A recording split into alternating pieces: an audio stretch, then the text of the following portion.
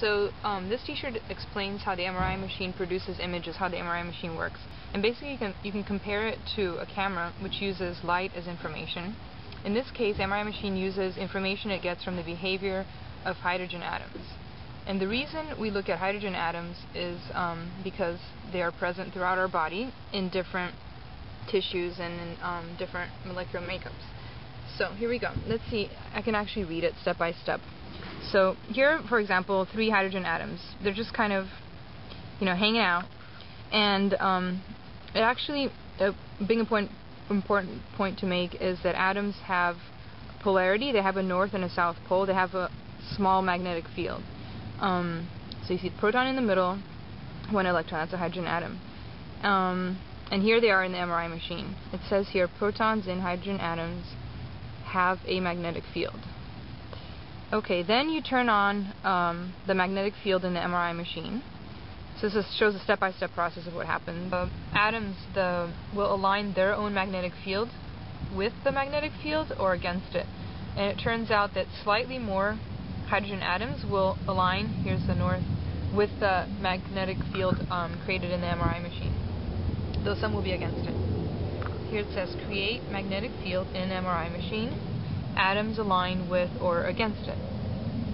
Okay, then the next step is, while the magnetic field is still turned on, is to send radio frequency energy at the atoms that will disturb them and cause them to lose their alignment to the magnetic field. So here you can see their alignment slightly off. They're not aligned anymore with the magnetic field in the MRI machine.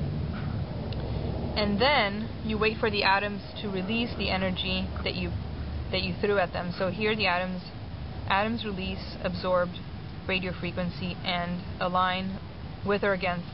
So as they release this energy, the extra energy that they absorb, they will go back to realigning themselves with or against the magnetic field in the MRI machine. Okay, now on the back, the story continues. It's a long and complicated process.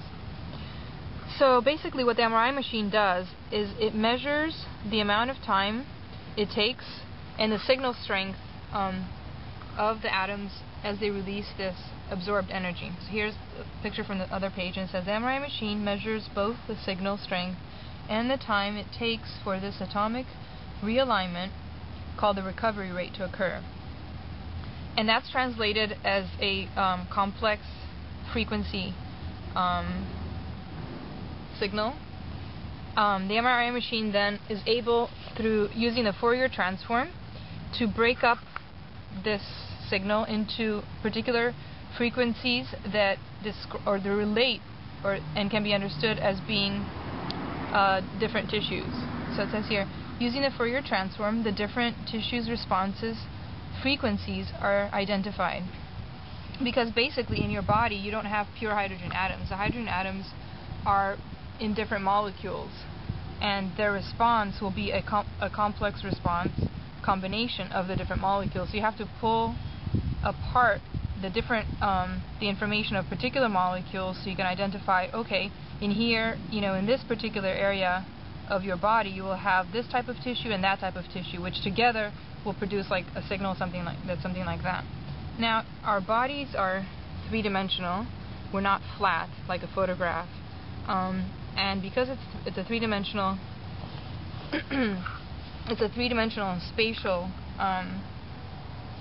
mass, you have to create a system.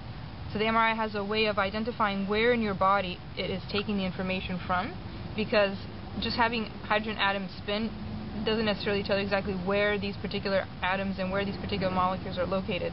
So what else happens as you're placed in the MRI machine is that there's an additional magnetic field on top of the regular magnetic field that is added, so it can identify, which is gradated. It starts less in one area and there's more, and what that does is it tells you, it helps to locate where particular